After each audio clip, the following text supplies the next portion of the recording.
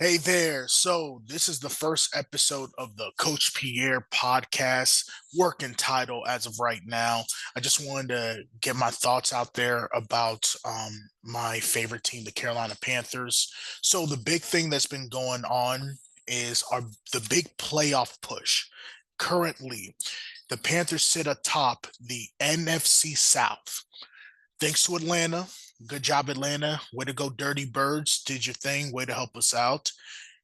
The Panthers are going to be first place. And let me tell you, that's a really good feeling. I mean, probably since the first time since the Cam Newton era, it feels like the Panthers actually feel like a real solid football team that's building and growing every single week. It's fantastic. Man, it's a good feeling. At 7-6, the Panthers are at the top of the NFC South. And as of right now, according to NFL.com, they have a 47% chance. But if they pull off the win against the Saints, it bumps up to about 64, 65%. So let's let's keep pounding. Let's keep the ball going and reestablish the line of scrimmage with our running game and our big uglies up front. Um, so with everything breaking down, I'm going to kind of quickly go through each scenario for the next couple games. So if the Panthers went out 4-0, they clinch the division. They have a guaranteed spot. Way to go! Fantastic! Proud of those boys. If they go 3-1, they still control their destiny. They obviously have to beat Tampa Bay if they go 3-1 with playing Tampa Bay twice. So that still clinches the division. No big deal. There is a little caveat, though. There is a chance for the wild card spot to be open, but I mean, it's almost like a lot of different things would have to happen, but it doesn't matter because they would still win the division. Um, the wild card also comes into effect if the Panthers tie the Bucks in one of those games and the Bucks beat them the second game. That means that they don't have an extra loss, but then that would also require either the Bears or the Seahawks to lose, and that way the Panthers can go ahead and bump up because they would have a win over over the Seahawks, and for the Bears they would have to lose, and I think there's like some um, scheduling stuff to where common opponent slash strength of schedule stuff that kind of boils everything down. So um, as of right now, realistically, the wild card isn't really an option, but it is if certain things fall and you know what I mean. It is what it is. Here's where it gets interesting. A little scary here. 2-2. So I call this the fork in the road.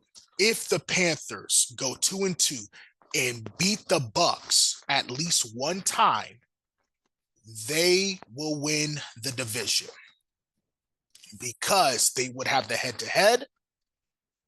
They would have the better divisional record, and it would either equal or exceed Tampa Bay's finish. Tampa Bay at that point could not match the Panthers' schedule in rank, so that's why they would win it. If they lose to the Bucks twice, then they're eliminated from the NFC South race. There, and again, this is where if it happens, there is a chance that the Panthers could slide into the playoffs. But like I said earlier, it would have to be a Armageddon. All these teams like the Bears, the Packers, the Seahawks, all faltering down. And part of the issue would be they all play each other. So even if one team went on a losing streak, the other one would immediately jump into place. Again, another, hey, it is what it is scenario, but mathematically there is a chance. 1-3, they're done, and obviously 4-0, they're done. So for the Panthers, it's pretty clear. Win the next two games. You win the next two games. You finish the job. You put yourself in the best possible chance to win the division and have a playoff berth, which is all about. And once you're in the playoffs, now you have a chance for a great run. Those cardiac cats are back in the playoffs. Those underdogs, those fighters, that scrappy young group. Um, it's gonna be exciting. Hopefully they can pull this off.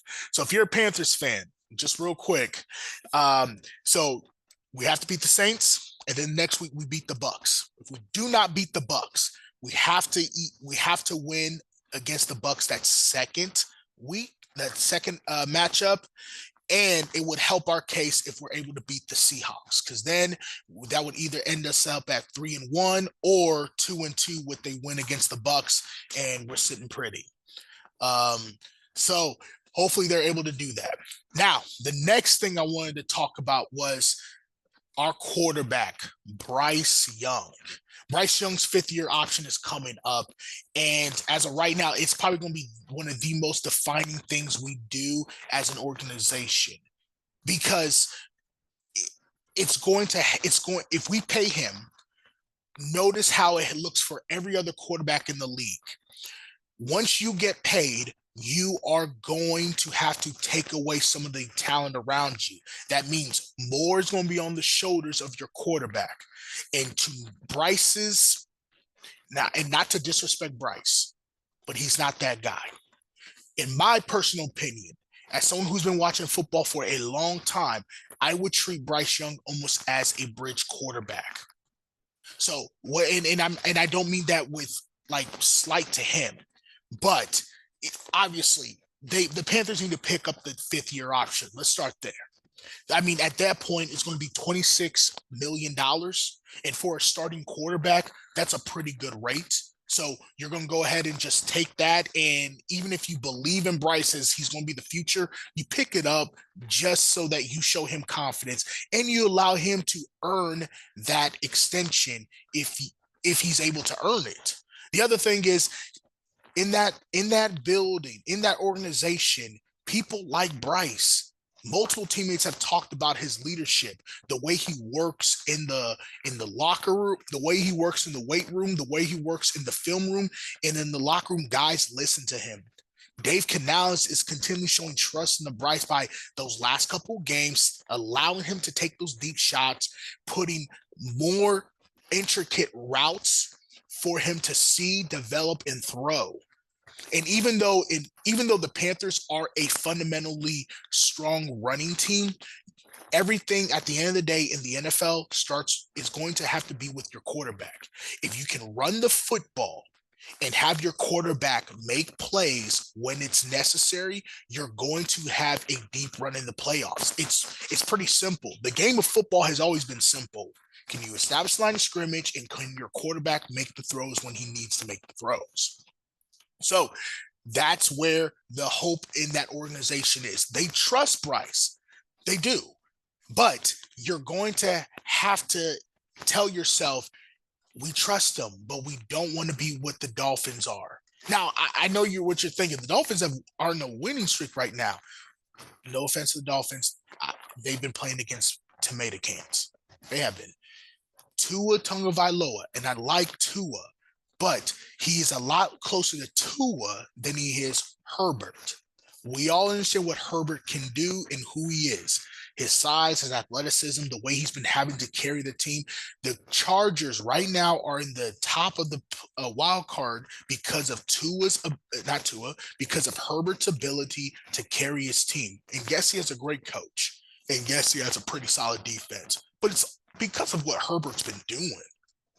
And as Bryce continues to develop, and this is year 3 for him, as he continues to develop, we almost need to make sure that we're not giving him the reward too soon. That hurts our franchise. And think about it. Like I said earlier, the moment you start paying your quarterback, pieces are going to have to go. And the Panthers need as many pieces as they possibly can. Look at Rico Dowdle. He just did a 1-year contract, but if he continues to run the football well, we're going to have to pay him. But we have Chuba Hubbard. We're going to have to pay Chuba as well. We have offensive linemen that are on rookie deals that will be coming up. McMillan is playing spectacularly. He eventually is going to have to come up. Coker has one more year left in his deal. If you want to keep him, you're going to have to pay him. And that's just talking about the offensive pieces, not even the defense. There's quite a few guys on that defense we're going to have to pay. So I would almost slow play it. And think about this. As of right now, different info or reporters have, mainly Dan Graziano, he said this, hey, Bryce will be a fool to accept less than $50 million. If I'm Dave Tepper and I'm Dan Morgan, why would I pay Bryce Young $50 million? Are you crazy? And here's the truth. Who else would give him that money? Who else would knock on the door and go, hey, we are willing to trade for Bryce Young and pay him $50 million a year? I thought it was crazy for the Niners to give that money to Brock Purdy. And I think teams seem to think that everyone has the same opinion about their guy. And not a lot of people do. Unless your name is Mahomes, Stafford, Allen, Jackson, Burrow, Herbert, those bona fide 6 superstar quarterbacks, at that point, if you're number 7 to about 15, you are a good, solid quarterback, but some organizations may have you higher and certain ones may have you lower. And Bryce Young is not top 15 right now. He's too inconsistent. And the other knock to him is his size. He has been fortunate enough to not have any major injuries in his career, but he's been banged up quite a bit. And you have to ask yourself, if I'm going to pay a man $50 million star quarterback money, will he stand up and survive a long NFL season, including a run in the playoffs to a Super Bowl, to a championship? That's not my job to answer that question. I have my opinions. Here's my opinion. I don't think he can in the long term. So you treat him like a bridge quarterback. If he's willing to take 25 to 30, absolutely. I think that's the smart move. But as of right now, there's no way in the world I can pay the man $50 million, which is the running price of a star quarterback. So there's just been a lot of things that I've seen where that talk is starting to happen. And I'm not even mad at Bryce. Hey, go earn your money. Young man, go earn your money. If someone's willing to pay you that money, absolutely go ahead and do that.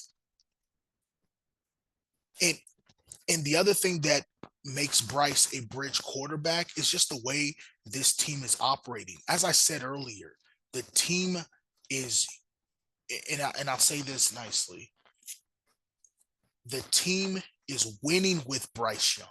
They're not winning because of Bryce Young. A good running game. Your receivers are making plays. The offensive line is establishing their dominance week after week after week. And remember, this is a young group, a very young group. And that defense is opportunistic. Every game, the defense will not have 3 turnovers, but they've done a good job of being in position to get those turnovers. And for you to be the star quarterback, the leader of that franchise, you are going to have, when things start going haywire, when things are falling apart, it is up to you to do it. And Bryce did that against the Falcons. He did that, but that's one game. You know how many times Mahomes has had to do that? You know how many times Josh Allen has had to do that? Or Lamar, or Stafford, or Herbert, or Burrow? Like, and you may be upset with me for saying this, but I need you to imagine, if you're the number 1 overall pick, you were chosen to be the best player in that draft because that team felt as though. And if you feel as though that expectation is too high, then doesn't that answer the question right there if you should pay him? Fair or not, the expectation because of the draft position and who you can be is why you were selected to be number one. I I like Bryce. There's been a lot of good things this season, but I think it'd be foolish for the Panthers to pay him that money. But just because I'm saying that they shouldn't pay him, that doesn't mean that, oh, there's other alternatives out there that make a lot of sense. As of right now, no, there isn't. So that's why I know the Panthers are gonna pick up that fifth year. That they'd be crazy not to. Mac Jones, who's played well, another first round pick.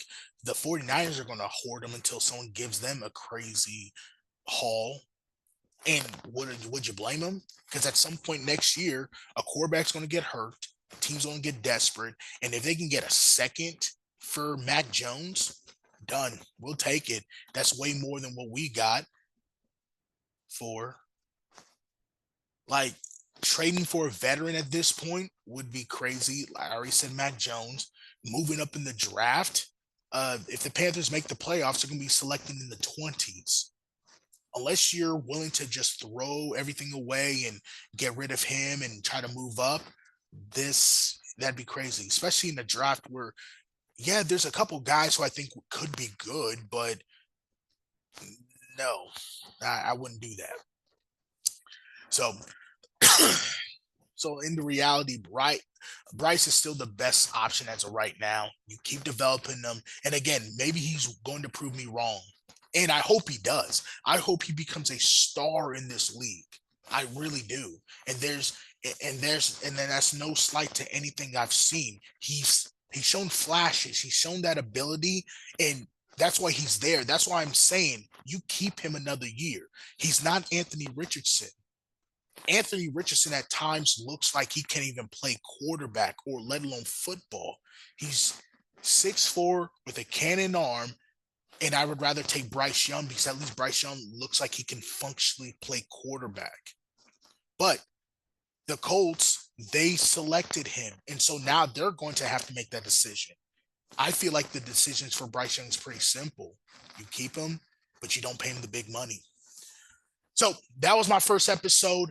I hope you guys enjoyed it. Again, I've been writing for Last Word on Sports this past month, and those guys have done an excellent job. These videos would just be ways for me to again show you who I am and why I do this as a teacher who teaches students how to write. It was a really cool opportunity for me to start doing that and have students see that you can follow your dreams no matter how big or small they can be. As a football coach, I've been coaching for 10 years on the varsity level in high school. I coached as well as in college for a year, played varsity football all 4 years in high school, played college football all 4 years at SBU, my alma mater.